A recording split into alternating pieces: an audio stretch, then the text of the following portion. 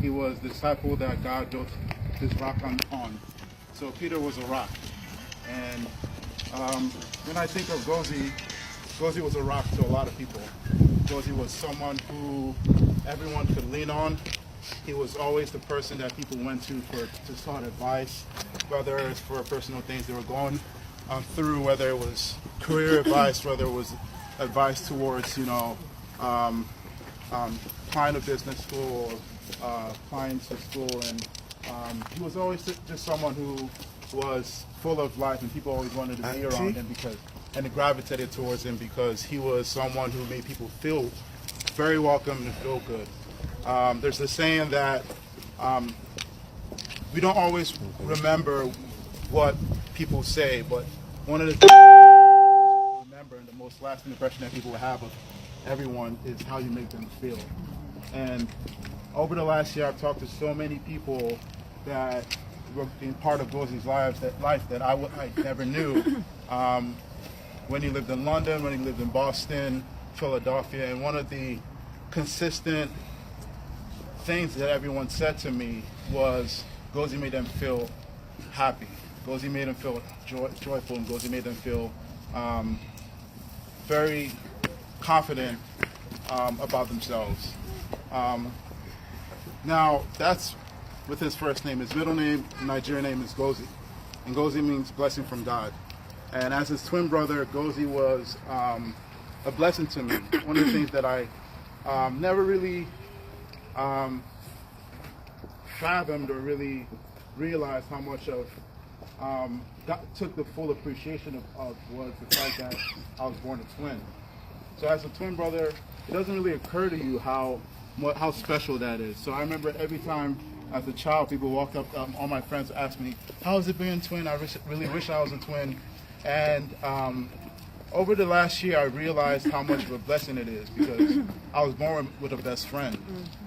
I was never lonely one day of my life. I was never sad or depressed one day of my life growing up because I always had a rock next to me.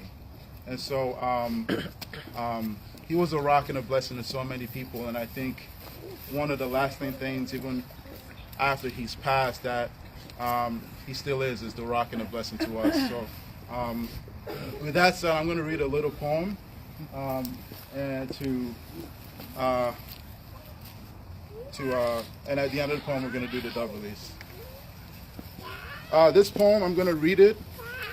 It's in first person, and it's basically to Ngozi, how Ngozi would say this poem to you guys. So I'm reading it for Ngozi.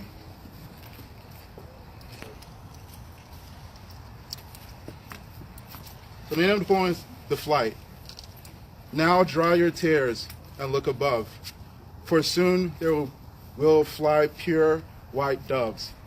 I ask for a moment before setting them free to listen to these words and think of me, Ngozi.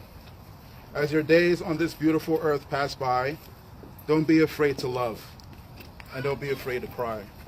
Because even though I am gone from sight, remember, it was only my body that couldn't take flight. Thank you very much. The single white dove he's going to release symbolizes his spirit, taking their final flight home to the heavens. The three white doves symbolize the Father, the Son, and the Holy Spirit, leading his spirit home. And all you have to do is you're going to fly straight out in that direction. Fly straight out in that direction. That's the goal. It's a dove. It's a dove. It's a dove. They're white birds. Is there doves in there? Yes. Doves, not dogs. Doves, not dogs. Doves, not dogs.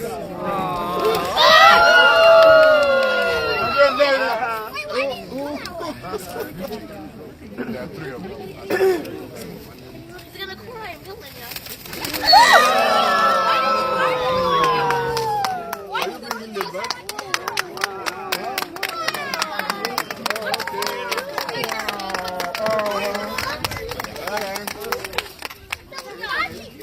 Thank you. Thank you very much. All right, thank you. Thank you. Shall we go inside?